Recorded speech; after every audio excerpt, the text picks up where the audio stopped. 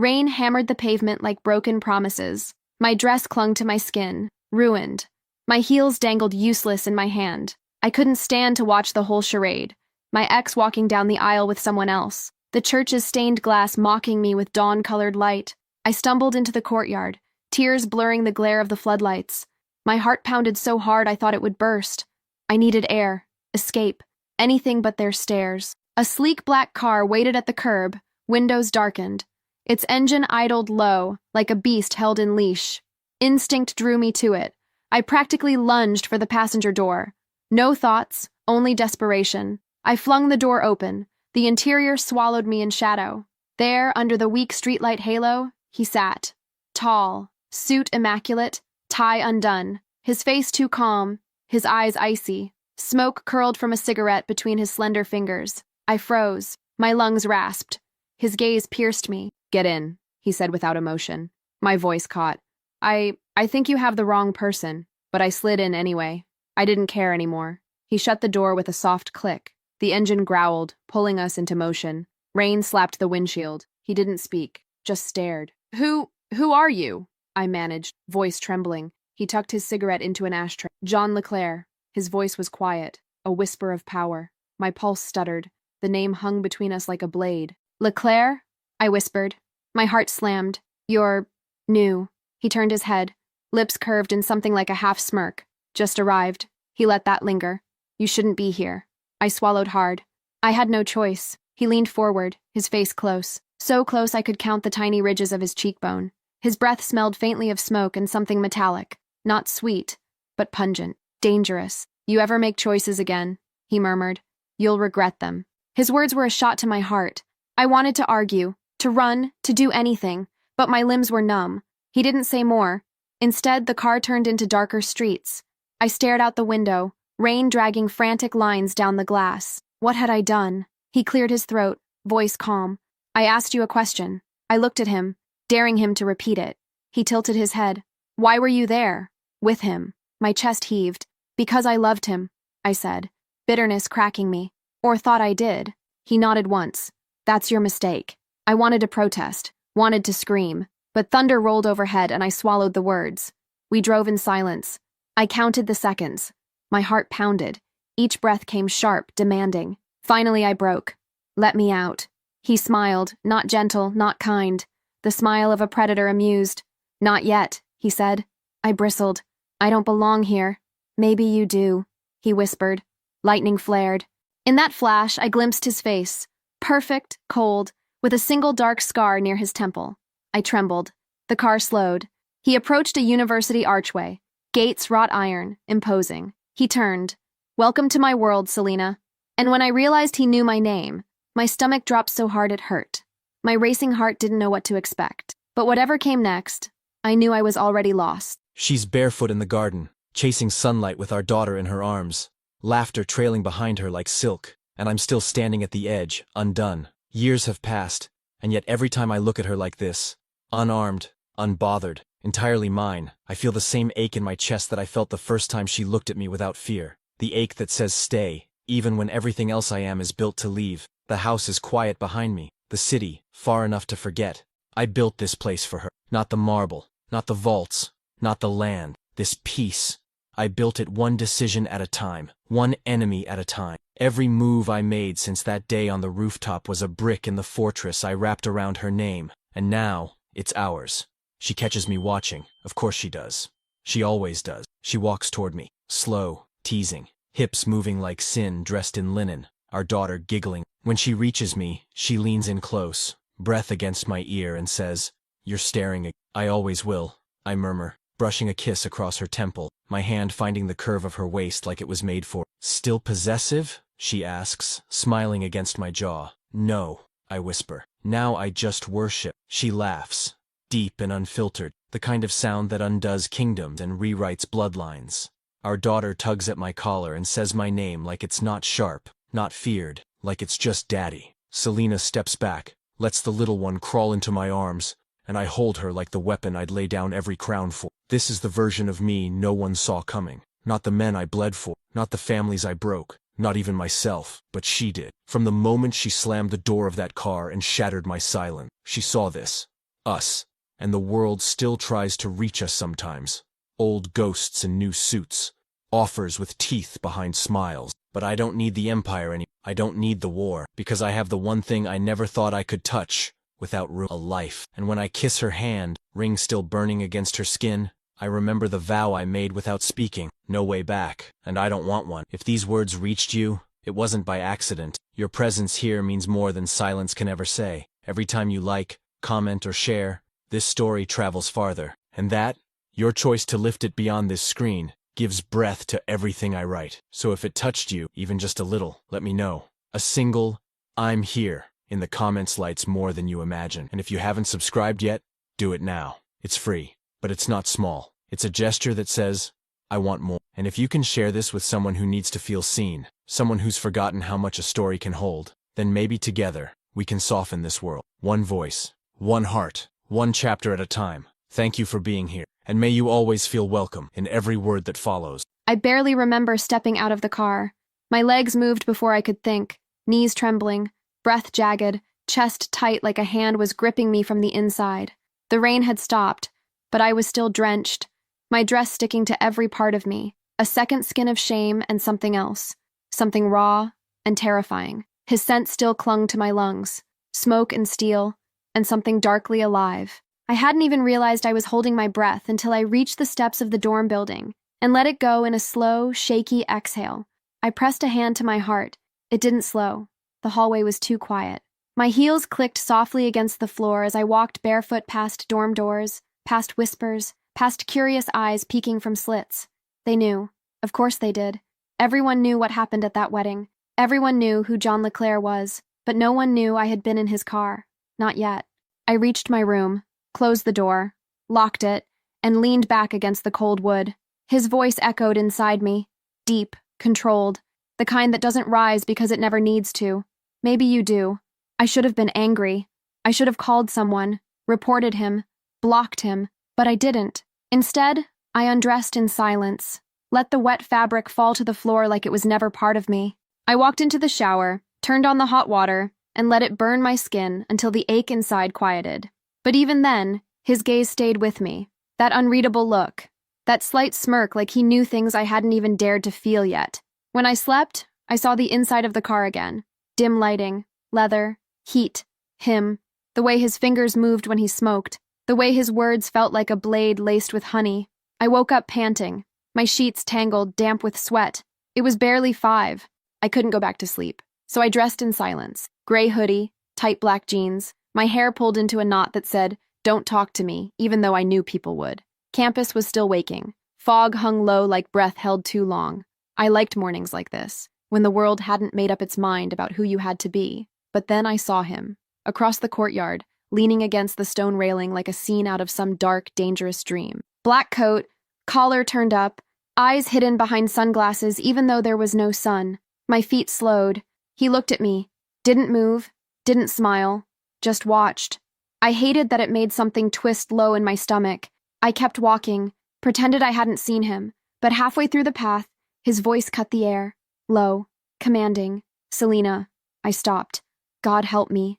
I stopped. I turned slowly. He was already walking toward me, each step deliberate, like he owned the ground under us. "What do you want?" I asked, breath tight. "To walk with you," he said. "Unless that's another thing I'm not allowed."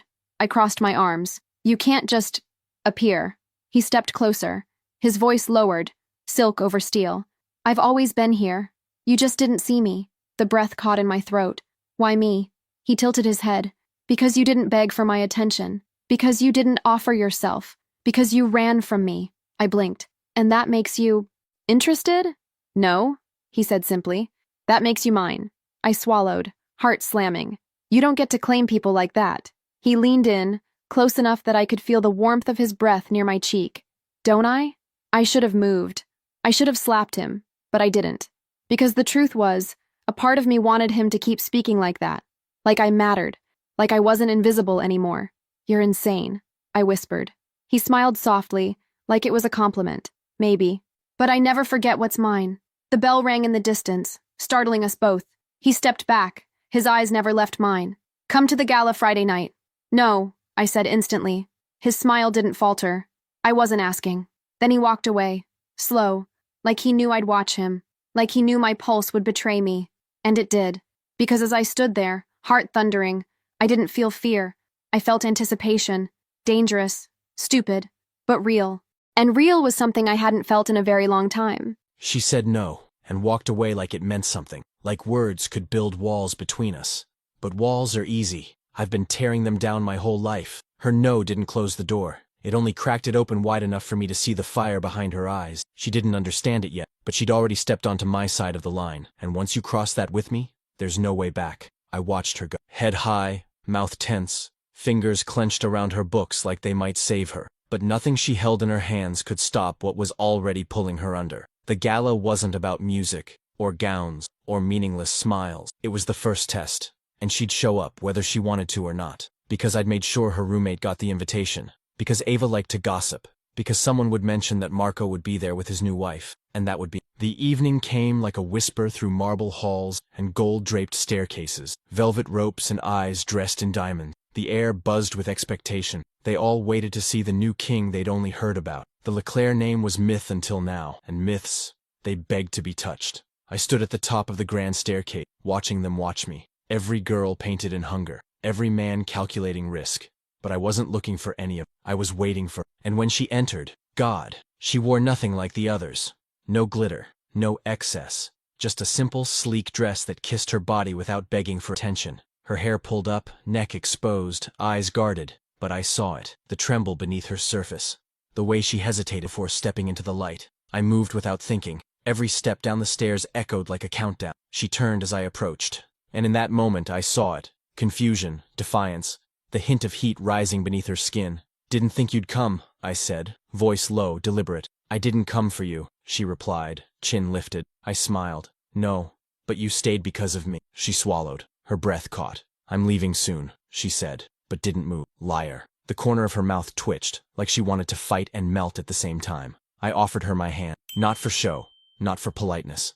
To see what she'd do. She looked at it, looked at me, and placed her fingers in mine. The contact was electric, soft skin, cool from the night, a perfect contrast to the slow burn I'd been holding inside. I led her through the crowd like she belonged beside me, and for the first time, no one dared speak. We stopped near the edge of the ballroom, where the music dipped into something slower. Dance with me, I said, her eyes narrowed. Is that a request, or another command? It's a choice. One of the last you'll get tonight. She stared at me, then stepped closer. Her body fit into mine like it had always known where it should be. We moved together, slow, deliberate, the world blurring around us.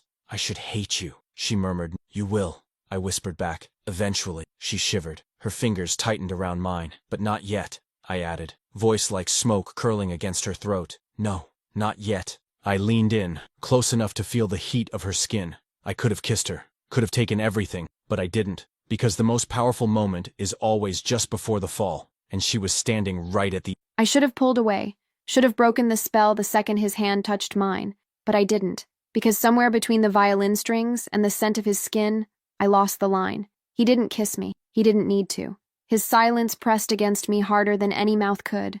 My breath came in tight, uneven waves, and I hated that he could feel it, hated that he could probably map the rhythm of my pulse from the tremble in my wrist.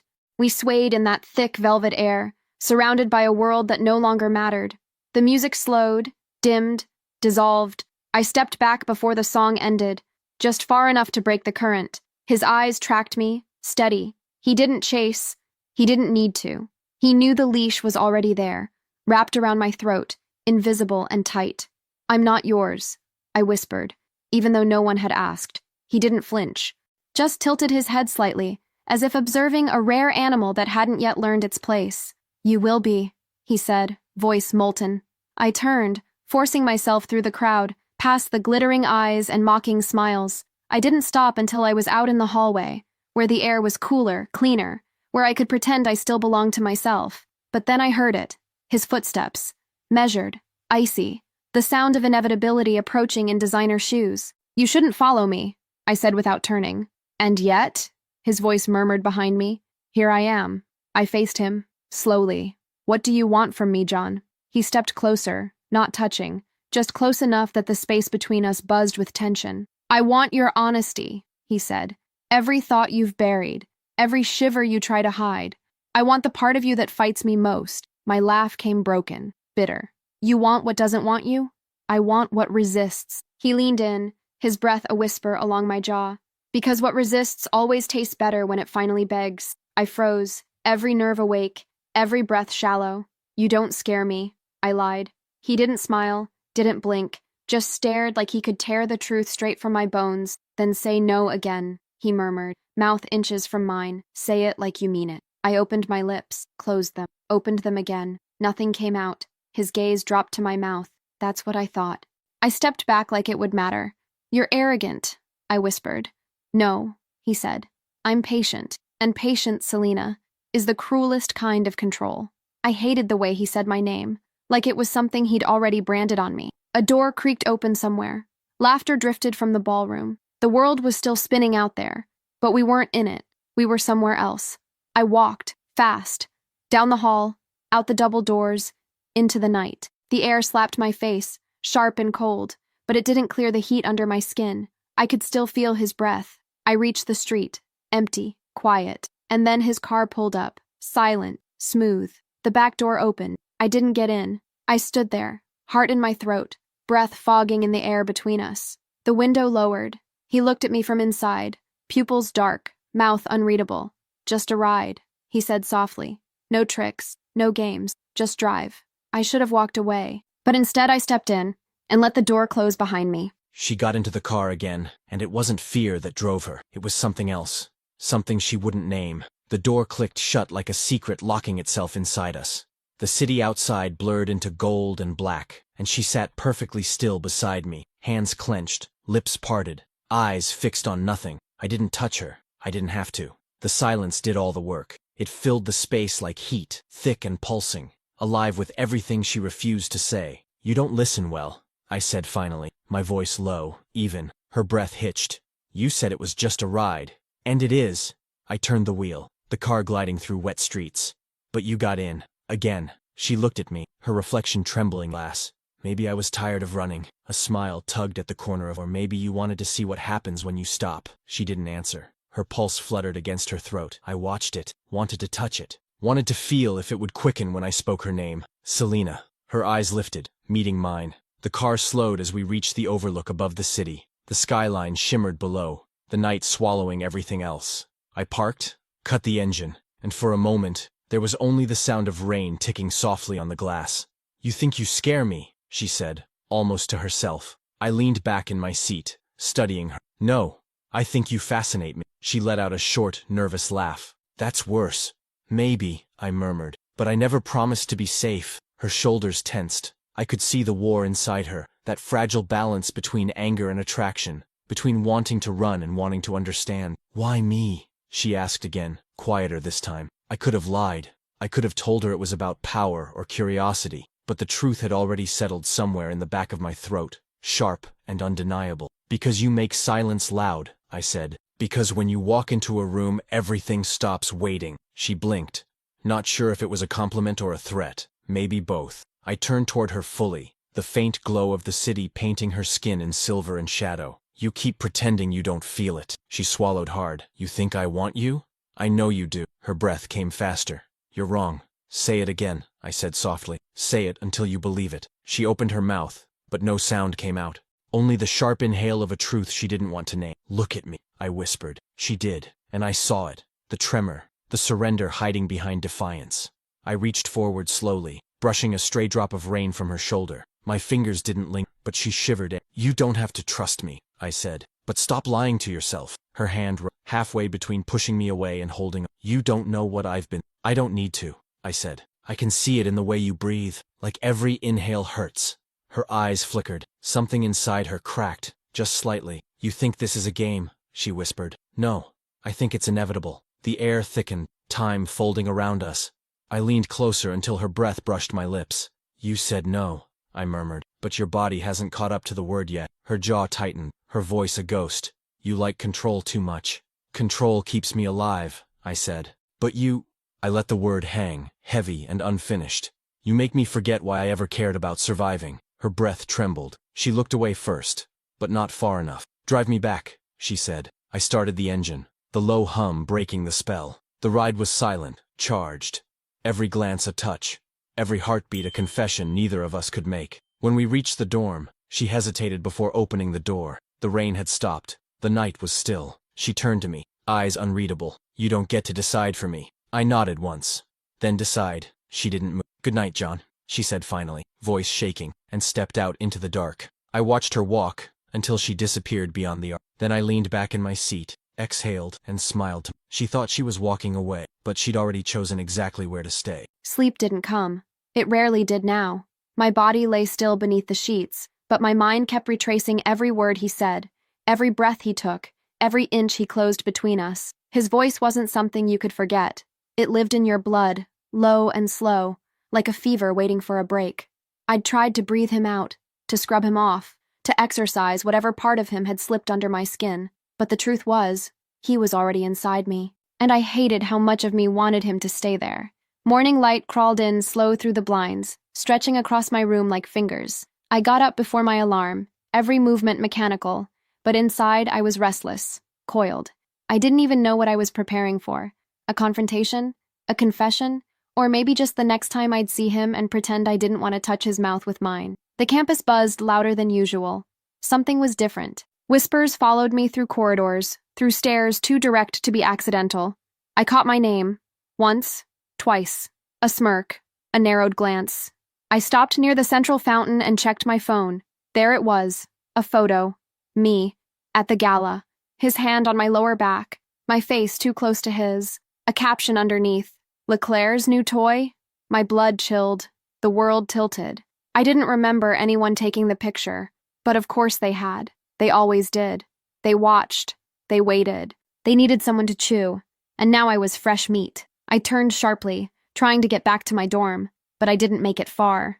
"Didn't take long," a voice sneered. Ava, my roommate. Her lips curled around the words like poison. "Everyone's talking. You really are a fast learner." I stared at her, stunned. "What are you implying?" She tilted her head. "You tell me. The whole school saw that photo.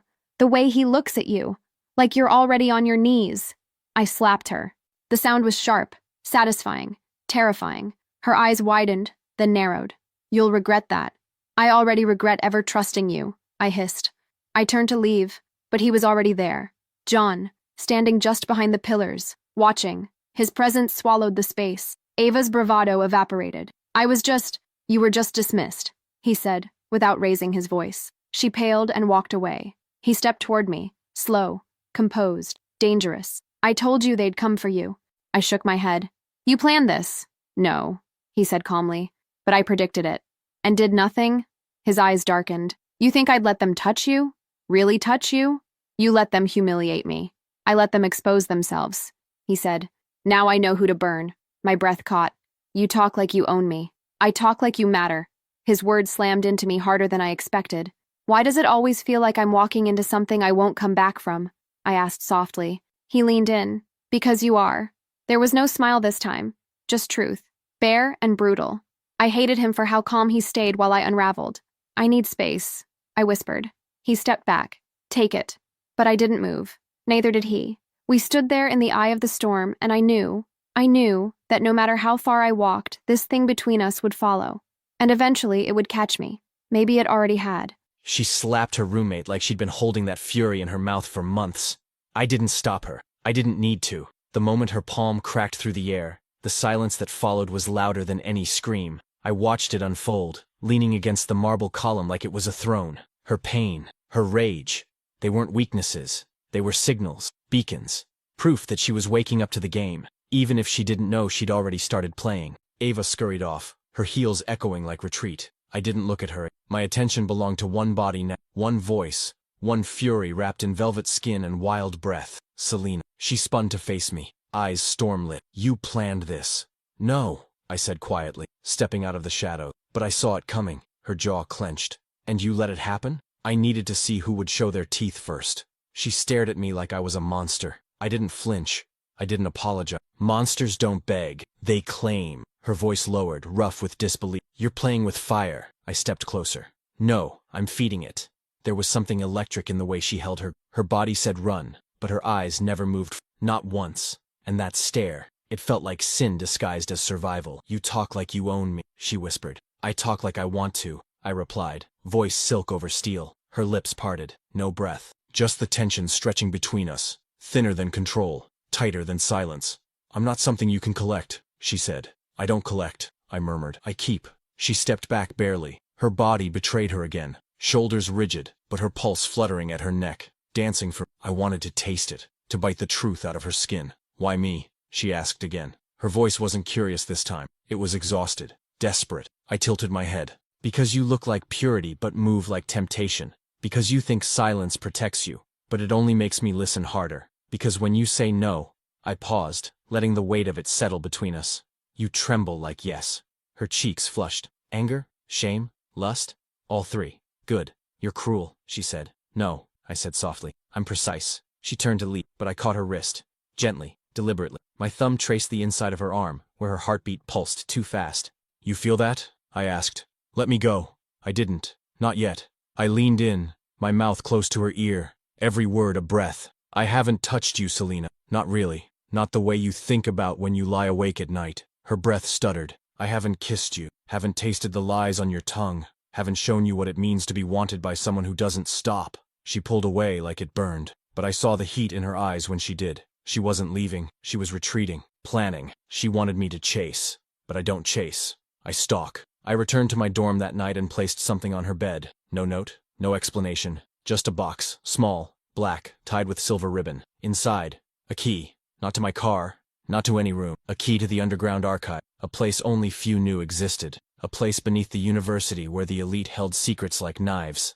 Let's see how curious she really is. Because I don't want her obedient, I want her brave. I want her to step through every door she's afraid of, until the only thing she fears is how much she wants to stay, with me, under me, mine. The box sat on my bed like a dare. Small, black, wrapped in silver like it had been dressed for seduction. No note, no explanation, just presence, like him, silent, intentional, impossible to ignore. I stared at it for too long, pulse tight behind my ribs, teeth grazing the edge of my lower lip. I knew who it was from. Of course I did. No one else moved through the world like he did, unseen but everywhere, like shadow and gravity. I told myself not to touch it. I told myself I didn't care. And then I undid the ribbon with fingers that shouldn't have been shaking. The key glinted in the soft lamplight. Heavy, cold, a shape that didn't belong in any ordinary lock. I should have put it back in the box, thrown it in a drawer, thrown it out. But instead, I curled my fingers around the metal like it could answer every question burning through my skin. I didn't ask what it opened. I already knew. I waited until the campus folded into silence, until every light dimmed, every window stilled. I moved like a secret, hoodie up, steps light, breath tight. The archives were beneath the oldest wing of the university, off limits, half legend, half warning. Students whispered about what happened down there, parties, rituals, power plays that blurred the line between legacy and crime, but I'd never seen it, until now. The iron door at the end of the hallway felt colder than the air around it, ancient, out of place. I slid the key into the lock, and it turned without resistance, like the door had been waiting for me. Inside, the dark swallowed everything, but I didn't hesitate. I walked forward, one step, then another, until the overhead lights flickered on, motion triggered, humming softly like they'd just woken from a dream. The room was vast, stone walls, leather-bound books that smelled of secrets, a piano in the corner, untouched and gleaming, and in the center, a table, long, empty, waiting. I didn't hear the door close behind me, but I felt it, his presence. I turned slowly. He leaned against the door, coat still on, eyes darker than the room. He didn't speak, didn't need to. The way he looked at me said everything. I should have been scared. I wasn't. I was alive. Curiosity, he said, voice low, is the beginning of surrender. I folded my arms. Is that what you want? For me to surrender? No, he murmured, pushing off the wall, walking toward me in measured silence. I want you to choose, and then to want what you chose. My heart beat so hard I felt it in my throat. He stopped in front of me. Inches, the kind of closeness that demanded confession. You brought me here for what? I asked, my voice softer than I meant. He looked at my mouth, then my eyes. To show you there's a world below the one you cling to, and to ask you, his voice dipped, velvet-wrapped steel, if you're brave enough to see it. I inhaled too fast. The air between us felt charged. Intimate? Wrong?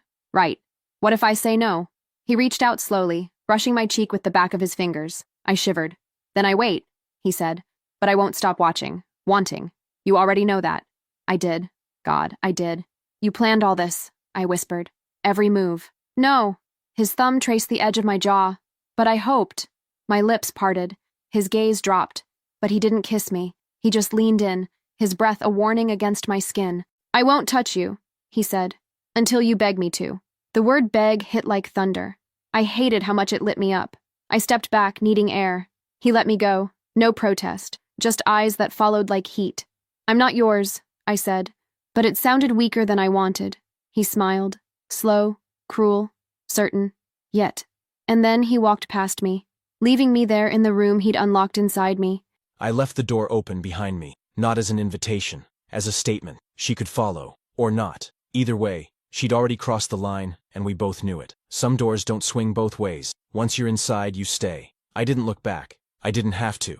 I could feel her pulse still thrumming in the air, the way her breath had caught when I touched her. When I said beg, that word wasn't a threat. It was a promise.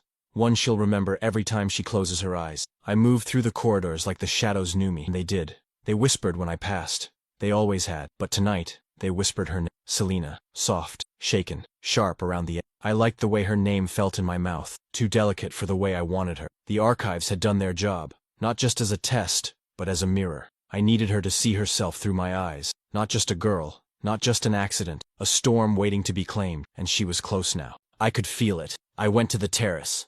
The one above the South Library. Private. High. Open to the stars, the wind, and whatever truths needed air. I leaned against the railing, lighting a cigarette more for the ritual than the craving. Smoke curled around my fingers like memory. Minutes passed. Maybe 10. Maybe 2. Then I heard the door behind me creak. Soft steps. Light. Careful. I didn't turn. I let her come to me. Let her decide how close she wanted to. She stopped at my side, not touching, but close enough I could feel the heat of her hesitation. Why me? She asked again. Her voice quieter now, not broken, curious. I took a drag, exhaled slowly, and said, because you taste like defiance.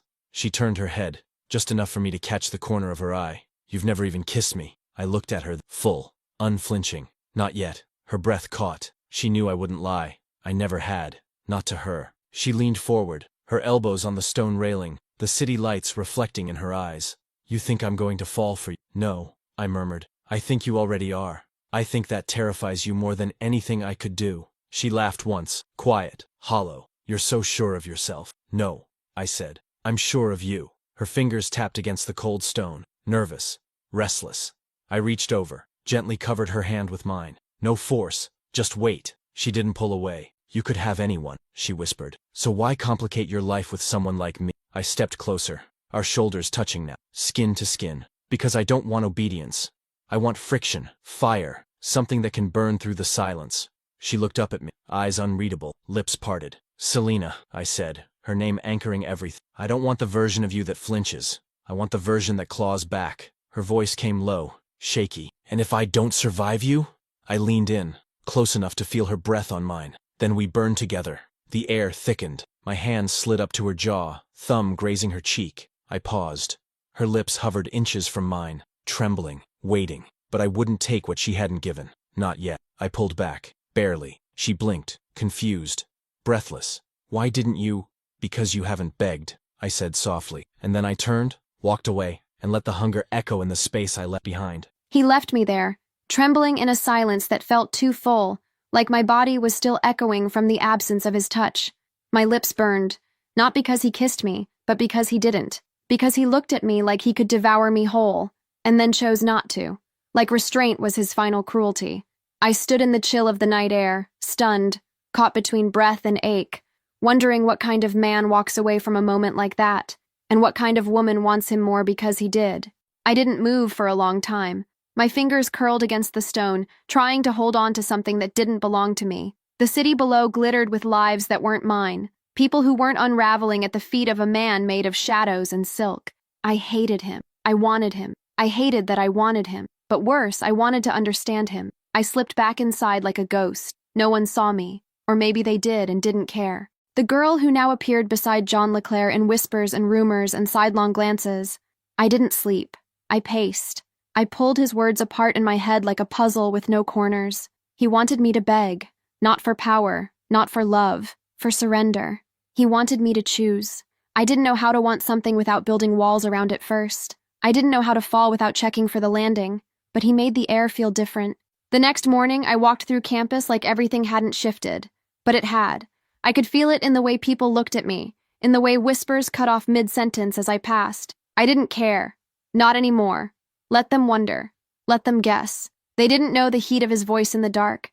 They didn't know what it felt like to be looked at like a secret too dangerous to keep. Still, part of me needed answers. I found myself in the law library. I wasn't looking for books. I was looking for him, or traces of him, anything. I wanted to understand the game he was playing, the rules he never said out loud. I typed his last name into the archive terminal, LeClaire. The screen flickered, access denied, restricted. I tried again. Different approach. Nothing. Until I found something else. Marco's name. It shouldn't have been there, but it was. A report buried in old fraternity records. Not public, not student level, but visible if you knew where to look. And I did. My blood ran cold. It wasn't just betrayal. It was arrangement. Marco hadn't just left me. He'd traded me. My name, my silence, for favor, power, for access to the very circle John now ruled from within. I staggered back from the screen like it had slapped me. All this time, I wasn't collateral damage. I was the currency, and John had known. He had known. I left the library before my breath turned into something louder than I could control. The wind hit my face like glass. I didn't know where I was going until I was standing outside his building. He opened the door before I could knock, as if he'd been waiting. Of course he had. His eyes met mine, calm, dark, expectant. "You knew," I said, and the words felt like knives. He didn't deny it. "I needed you to see it for yourself." My fists clenched. "You let me believe he loved me. You let me doubt myself." "No," he said quietly. "He made you doubt. I just stopped lying to you." Tears threatened, but I refused them. "And what are you doing, John? What is this? Game? Obsession? War?" He stepped closer, slow, deliberate, the way only he could. "Truth. You wanted it. Now you have it." My voice broke. "I don't know who I am in your world." His hand rose, fingers brushing my cheek, impossibly tender. "You're not in my world," he whispered. "You're becoming it." And I hated that some part of me finally exhaled at those words, like they were the only thing that made sense anymore. She looked at me like I was both the knife and the hand that steadied it, and I didn't move. I let her hold that fury, that ache, that beautiful, sharp collapse she tried to hide beneath the steel of her voice. I wanted to touch her, but not to comfort. I wanted to ruin her doubt, to strip her of the illusion that she could still walk away from me untouched. Because she couldn't. Not anymore. The truth had already claimed her. The blood was already warm on both our hands. She said nothing for a long moment, just stood in the doorway, chest rising too fast, jaw set like she thought anger could keep her from shattering. I admired it, that fire, that fight, but I also knew how fragile it was underneath. I knew because I'd studied her breath more than I'd ever studied a deal or a rival, because I memorized the way her voice changed when she lied, because I noticed how she flinched when she was close to wanting something she swore she didn't. "Come inside," I said, low, quiet, precise. She hesitated, just long enough for me to see the war playing behind her eyes, and then she stepped in. I closed the door behind her, slow, deliberate, letting the click echo, letting her know she wasn't in her world anymore. She was in mine, again. "I'm not your project," she said, without turning. "I never said you were." Her voice dropped. "But you wanted me broken." "No," I murmured, stepping closer. "I wanted you unfiltered." She spun toward me, heat in every inch of her. "You knew what Marco did. You let me stand in front of him. Let me think it was just heartbreak." "I let you walk through fire," I said, "because I knew you'd come out something he could never touch again. You had no right. I never asked for permission." Silence crackled between us. Then she moved, fast, reckless, and shoved me. It wasn't strength, it was release.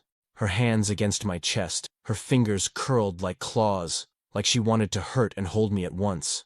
I didn't stop her. I stepped into it, let her hit, let her burn, and when her hands finally stilled, still pressed against my chest, I caught her wrists and held them between us.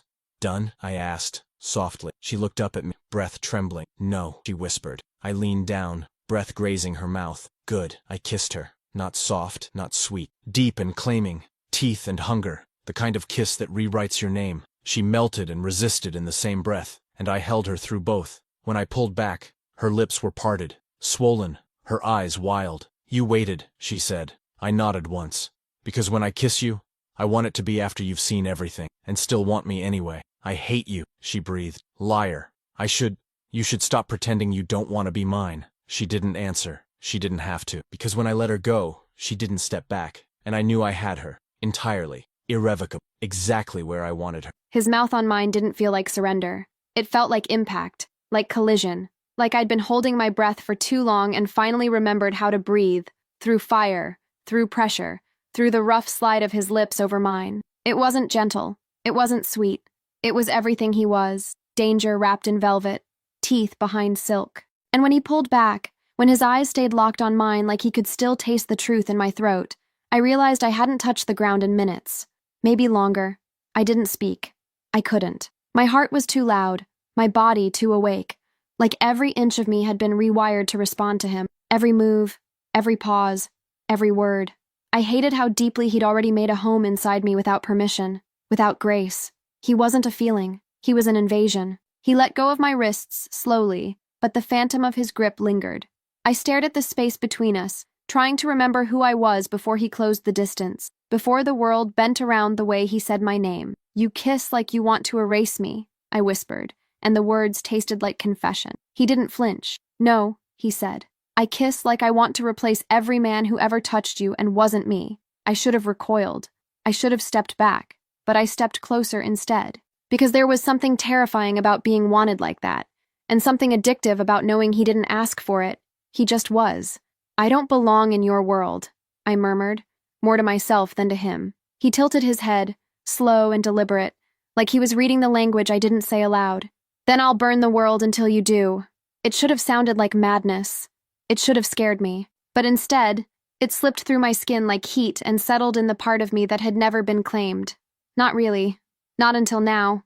"I don't need a savior," I said. He smiled, slow and dark. "Good. I'm not here to save you. I'm here to make sure no one ever thinks they can break you again." I wanted to laugh. I wanted to cry. I did neither. I just stared at him, at this man who kissed like a war declaration and whispered like sin. I felt like I was standing on the edge of something I'd never come back from, something deeper than lust, darker than love. "I don't trust you," I admitted. "I don't want your trust," he said. "I want your truth, and your skin, and the part of you that only wakes up when I walk into the room." My throat closed. My body betrayed me. I hated how right he was, how much I'd changed since the moment I stepped into his car and called it an accident. "Then take it," I whispered. His eyes darkened. "Not yet." My breath caught. "Why?" "Because I want you to know exactly what you're giving me before you do." And just like that, he stepped back. Not far, just enough to make my skin scream from the loss of his heat, the restraint, the control. It was the cruelest thing he'd ever done, and the most seductive. "You're playing a game," I said. "No," he said, voice low and wicked. "I'm building something." I looked at him then, really looked. Not the title, not the rumors, just him. The man who watched the world like he'd already conquered it, and was waiting for someone worth giving it to. And for the first time, I wondered if that someone was me. She looked at me like I was something ancient, dangerous, half myth, half man, like touching me would either save her or ruin her completely. And still, she didn't run. That's what made her different. That's what made her mine. Not the way her body responded to my voice, not the way her breath caught when I looked at her like she was the only thing that ever silenced the noise, but the fact that she stayed, knowing what I was, knowing I wouldn't change. She stayed. I turned away first, not out of mercy, out of necessity. If I'd touched her again, I wouldn't have stopped. And she deserved more than a moment stolen in a room too full of ghosts. She deserved the truth, the ugly kind, the kind that dripped like blood from a wound you stopped trying to hide. I walked to the desk near the window, opened the drawer with the worn brass handle, and pulled out the file I kept locked away. My name wasn't on it, not directly, but the fingerprints were mine. So was the blood. I dropped it onto the table between us. "Open it," I said. She hesitated, eyes flicking between me and the manila folder like she already felt the weight inside. "What is this? My past? Or the part of it you won't find on school servers or whispered between champagne glasses?" She reached slowly, fingertips brushing the edge. Her hands were steady, too steady. That meant she was unraveling inside. I knew the signs. I'd worn them like armor. She opened the file. The silence stretched. Photos. Documents. A report with blacked out lines, dates, names. A surveillance still of me at 17 with a man whose name no one dared say aloud unless they wanted to disappear. A deal gone wrong, blood on the snow. I was supposed to be clean, I said softly. The Leclerc heir who kept his hands out of the mess. But bloodline doesn't come without blood. She looked up at me slowly, and there was no fear in her eyes. Only something heavier, something close to understanding. I didn't want this life, I continued, voice low. But I didn't want to be weak more. She closed the folder. And now? She asked. I met her gaze, steady, raw. Now I want something that power can't buy. Something that doesn't come from control. She stepped closer. The air shifted. What is it you want, You. The word was simple, but it carried. It hit the floor between us like a truth dropped from a great height. She didn't speak. She just stared at me like she was waiting to fall. And for me to catch her, or let her break. I didn't move. I let the silence speak. When she finally did, her voice was barely a, and what happens when you have me? I stepped forward then, close, closer. My hands didn't touch her, but they could have, easily. I could have lifted her against the wall and taken her mouth with the hunger I buried every time she looked at me. But I didn't. When I have you, I whispered, everything else stops mattering. Her inhale was sharp, her pulse visible. I've never belonged to anyone, she said. You won't, I replied. You'll just be with me, freely, completely. And if I change my mind, then I'll let you go. But you won't stop wanting me. Never. Her breath shuddered. I leaned in, voice a dark promise. You can test me, Celine. You can push, pull, fight. But you already know. My lips hovered near her temple. You were never meant to walk away. And then I did what I hadn't done since the archives. I touched her, not to claim, not to break, but to ask. My fingers slid along her jaw, down her neck, slow and reverent like I was learning her shape by memory, not force. She didn't stop me. She leaned into it, into me, and I knew she was already mine, even if she hadn't said it yet. His fingers moved like he already knew me.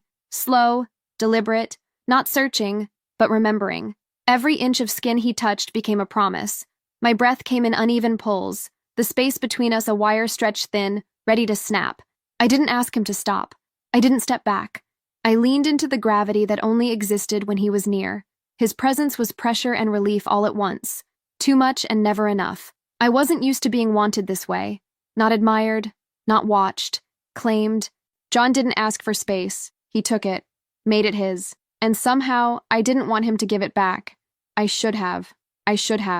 But the part of me that still ached from every betrayal, every lie, every sharp edge someone else left in me, that part was quiet now. Because when he touched me, there was no room for anyone else. Just this unbearable heat, this maddening restraint. Tell me to stop, he said, voice a breath against my throat. I didn't. I couldn't. Because the truth was, I didn't want him to. I tilted my head back, exposing my neck, the silent language of surrender.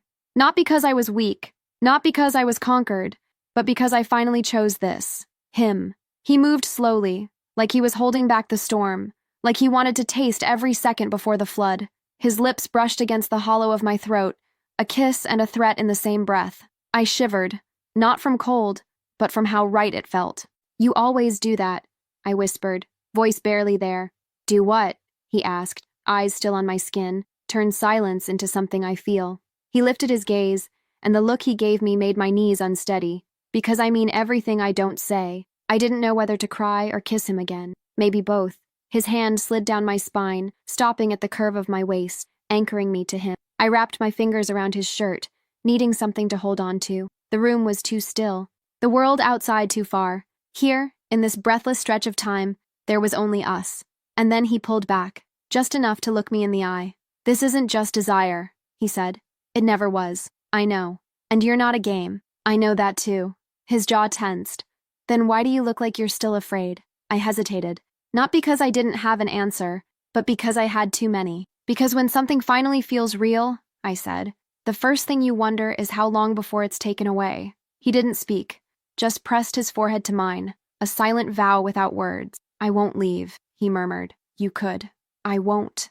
The heat between us softened, deepened, became something heavier, something that didn't need to rush. He guided me backward until my legs met the edge of the bed. I sat. He knelt in front of me like a man not worshiping, but offering. And the look in his eyes, God, it was reverent. Like I was the only prayer he'd ever believed in. He reached for the edge of my shirt, fingers pausing at the hem. May I? The question shattered me, not the words, the fact that he asked.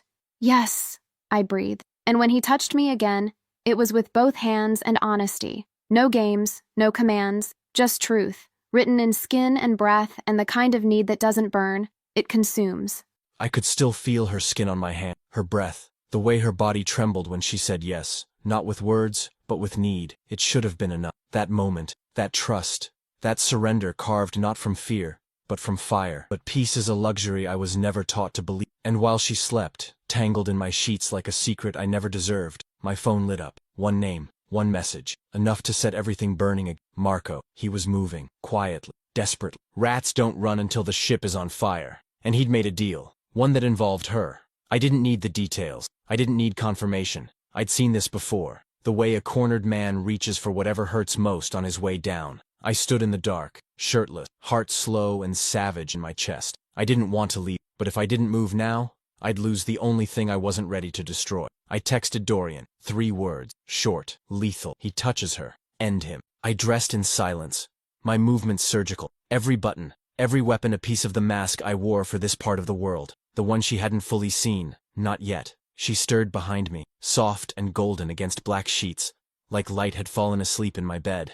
I paused at the door. I should have kissed her, told her something gentle, but I didn't know how to say soft things without breaking them, so I left. And the air outside didn't feel like night anymore. It felt like war. I drove fast, headlights cutting through the city like a blade, my mind already 5 steps ahead. Marco was unraveling, making calls to ghosts, pulling favors from men who owed him nothing. But someone always wants leverage, and leverage has her name. I reached the south gate first, met with Dorian in a black car with no plates.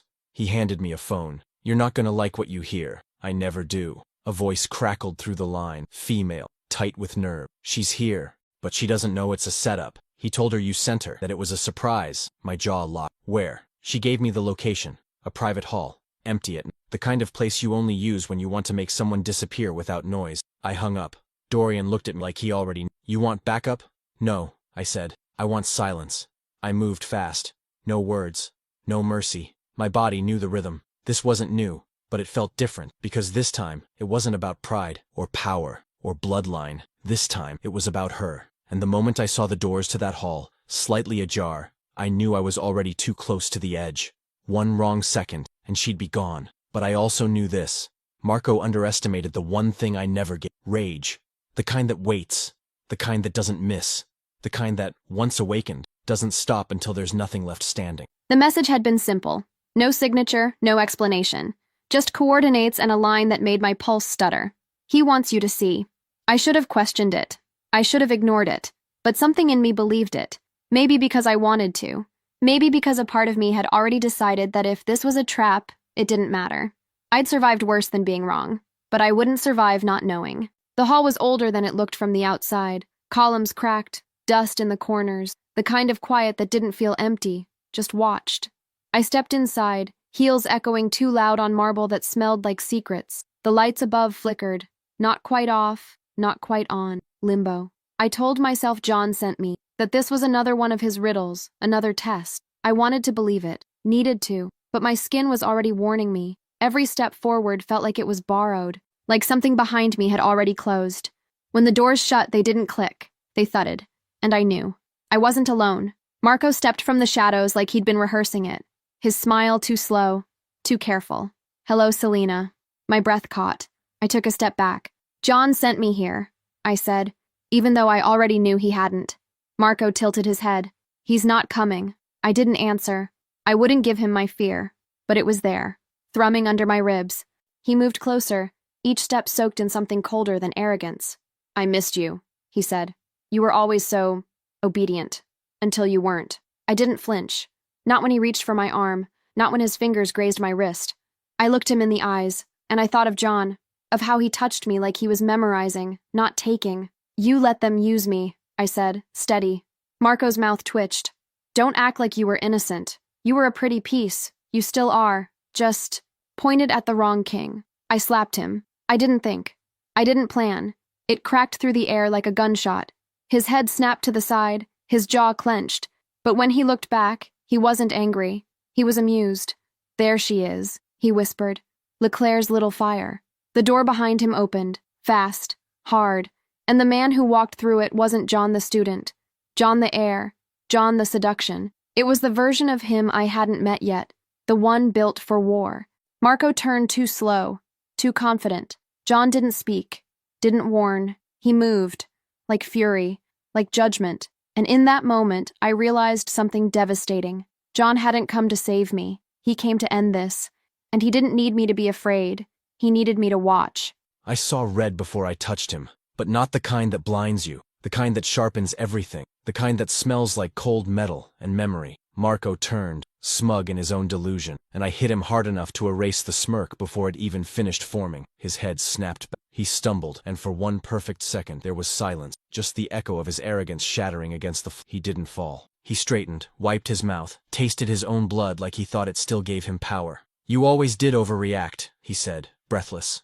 I moved again. Fist, ribs, elbow, a crack, another. His grunt came low, twisted with pain, but still laced with that insufferable laugh he used to hide. I didn't stop. I couldn't, because this wasn't just about betrayal. This was about her, standing, watching, not as a victim, not as someone needing rescue, but as witness to who I really was. I wanted her to see what I'd do, who I'd become, for her. Marco struck back. Desperation, not skill. His hand caught my jaw, split my lip, but pain only made me faster, cleaner. I grabbed his collar, slammed him into the wall, breath hot against his ear. You touched what's mine. He laughed again, softer. So possessive. She's not a thing, John. I slammed him harder. No, I said, voice low, controlled. She's everything. He struggled, weak, unfocused. She's just a girl. He spat.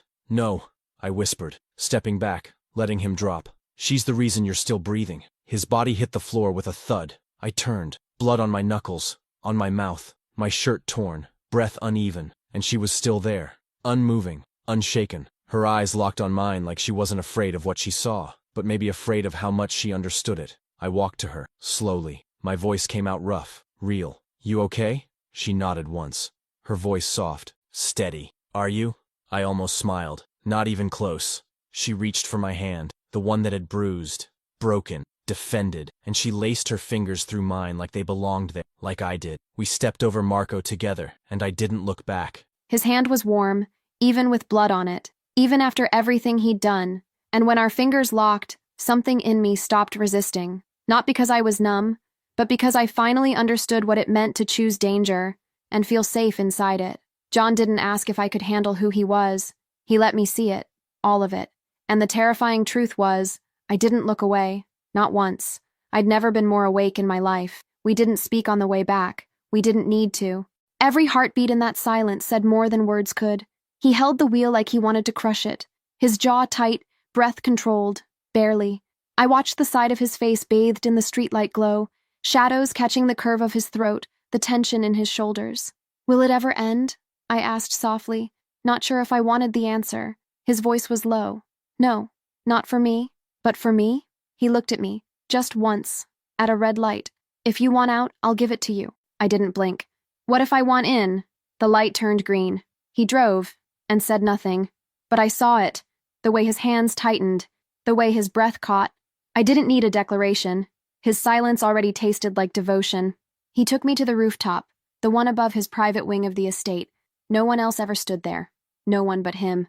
Tonight, it was mine. The wind was cold, but his jacket was already around my shoulders before I asked. He stood behind me, arms a cage that didn't trap. It protected. This, he murmured, voice a gravel-wrapped whisper, was the place I decided I couldn't let you go.